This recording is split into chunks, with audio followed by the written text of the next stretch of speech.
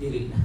This is the sanctuary wherein diha nato tigumon ang atong mga pagdaig, ang atong mga pagsimba. Express nato diha mga igsoon, mag-init, magdilaab sa presensya sa Ginoo.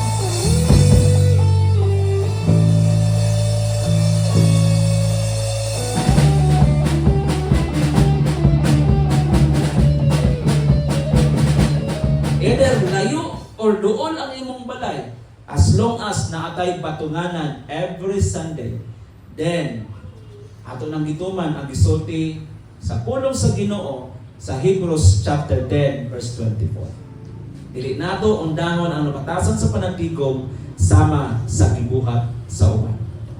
Pinaagi ni mga igsoon ang atong role nanong naatay panagtigom, paminaw ta. Ang atong role, ang purpose nga nung naagutay panagtigom, either once a week or twice a week. Unsa may purpose ana? Para nga nagtigom ta para sa atong pagpataas sa ngalan sa Dios sa paghatag kaniyang himaya. Para sa iyang kalipay, dili para sa ato. Because worship is all about God, not all about us. Ang pagsimba mga igsoon mahitungod sa Dios. Tanan imong buhaton panagsimba, panagdaig, panag-awit para sa Ginoo na, di na para sa ato. No? Usahay mga igsoon mag-worship ta para nato. Ay ako bitan nakadala diha kuan kasadya.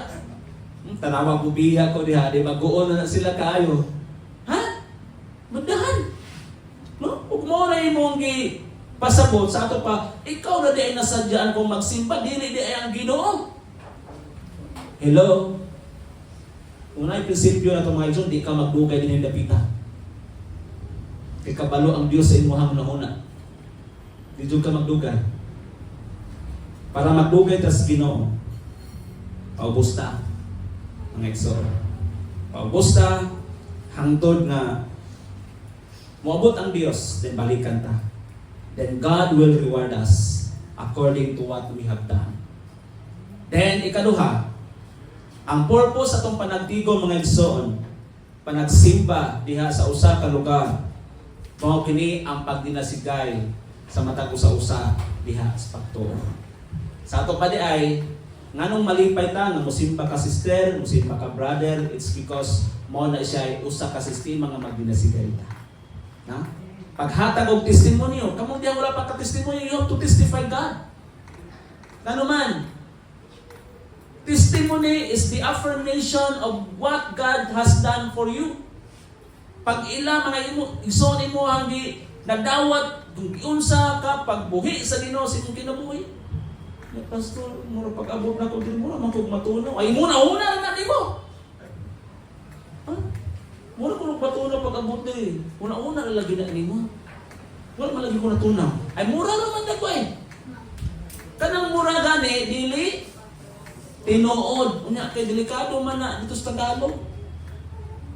Mura, that means nagmura ka, namalikas. Or pwede po, depende sa term, namalikas ka or gipaubos ka.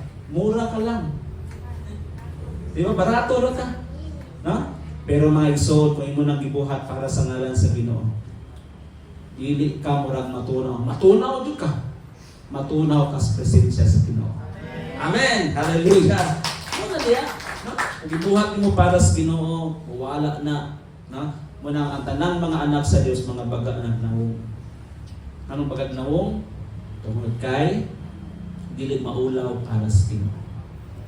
Inay mo tapad ayaw ka ulaw. Ha? Ayaw ka ulaw. Alari imong amahan nga naas langit. Kung gusto ka na lipayon nimo ang Dios, dili lang panahon sa pagsimba, alari siya. Hatagi og mga pagdayeg pinagi sa mga testimonyo mga igsoon sa kinabuhi. Hallelujah. Para nga testimony paghatag sa imong kadaugan. Ato na ta sa ato ang conclusion mga igsoon. Atong hinumduman ang exaltation and worship duha ka dagko o powerful kayo mga litra o mga pulong. Kung ikaw nag-exalt, nagpataas ang ngalan sa Dios, imong gi-honor o gi-worship o simba ang Dios. Manang ato ni siyang i-usahon mga igsoon sa panahon sa atong pagduol diha sa Ginoo. Ang kasing-kasing sa Dios gikubot. No? Ang kasing-kasing sa Ginoo nalipay. Kaysa atong pagtigom mga igsoon, wala ta nag-create og grupo. Amen. Wa ta nag-create, wa ta nagbuhat og grupo nga malig-on. Apan nag-create ta tungod na atong mapataas ang ngalan sa tanang mga ngalan. Ang Ginoo sa tanang mga Ginoo, ang hari sa tanang mga hari nga mao si Jesus. Diri mosulod ang gitawag nato og kingship o lordship. Diri mosulod mga igsoon ang pagkagamhanan sa Ginoo that God will be honored sa atong worship. Na? Muna gitawag nato lordship tungod kay dili kita mo'y matuman ang Dios. Usahay atong iset aside ang Ginoo mayong nga sa sunod na lamang makasabot ra si Lord. Usahay ma-cut or makuhaan ang atong panahon sa Dios. Mayingon dayon ta nga ay tao ra bitaw ko makasasala unya bawi lamang po ko sa sunod. Ha? Ya pagkasunod mo ra po gibuhat ang pangutana nakabawi ba ka? Wa ka kabawi. Kasi ana mga estudyante. First grading, hambog. Promise. Kay promise ko ma'am, next, bawi lang ko next second grading. Pag abot sa second grading, hambog ra gihapon. Ang pangutana nakabawi ba ka? Kay nga naman, kay katong mga kinaiya, ang katong mga gibalik-balik niyang attitude, maurang po gihapon pagkasunod grading. Do you think na ay improvement? Wala. Kana-kani, kalibutan ho na siya. Pero ang pinaka-importante na asa, spiritual. Dapat, kung kita naka-learn aning adlaw, pagkasunod, dili na dapat ato buhaton. Amen. Labi na kung naatas music team. Time is gold. Bulawan, bisag usa ka minuto diha, dapat dili nato ikurap ang Dios. Amen. Namo ba ta diha? So kung di nakaganahan mo, alagad sa Ginoo sa music team, then surrender. Sa Ginoo kay di para nga dili nakahatagan og dako kayo, dili na ka ma-kuan. Dili ka ma-stress o dili ka ma-pressure. Kay once nga mo alagad sa Dios mga igsoon, kinahanglan nga atong ihatag ang best para sa Ginoo.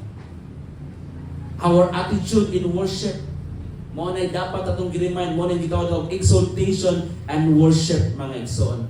I-incorporate nato. Kay without this mga igsoon, ang ato ang attitude of worship before will be the same until tomorrow. Para tayo sirang plaka paulit-ulit. Now, what if ubalik ang Diyos? Next, share your faith and experiences with others. Kining atong mga natun-an, atong na-embrace ang humility, ato ani siyang iambit sa uban. Atong ipaambit ang pagkamaayos sa Ginoo. Atong ipaambit mga igsoon ang grasya sa Dios. Now when we do this mga igsoon na ay incorporate nga award, the reward si Lord na nagpaabot sa ato which is the kingdom of heaven, eternity. Mao ni ang dapat natong i-inculcate sa atong mga panghuna-huna. Yan ang ikatulo mga igsoon. Connect with people. Deepen your faith. Mo-connect sa mga katawhan. Labi na karon mga igsoon, we are now at the end of the month. So atong gisabutan nga mo-connect ron sa mga katawhan itong dapita sa ilahan ni Anin, di ba? Last time dito ta sa ilahan si Maribel Puentes. So ato na itong isabutan last time, pag-uman, ato ta nila ni Anin. So let us connect with people. And after that, deepen our faith and build community. Let us always embrace by the love. Kada bang ato abang nadawat ikan sa Ginoo. Dapat channels of blessing ta. Channel ta mga igsoon kung unsa imong na-receive na kalipay diha sa Dios, ato na siya i-share sa uban. O mo ni pinaka-importante mga igsoon. As we go, let us meditate Philippians chapter 2 verse 11. Alain kong flash. Ang Pilipos kapitulo 2 versikulo 11. Og ang tanan magsangyaw nga sa Jesus Si Jesucristo mao ang Ginoo. Let us preach, let us share the gospel of salvation alang sa himaya sa Dios na Ama.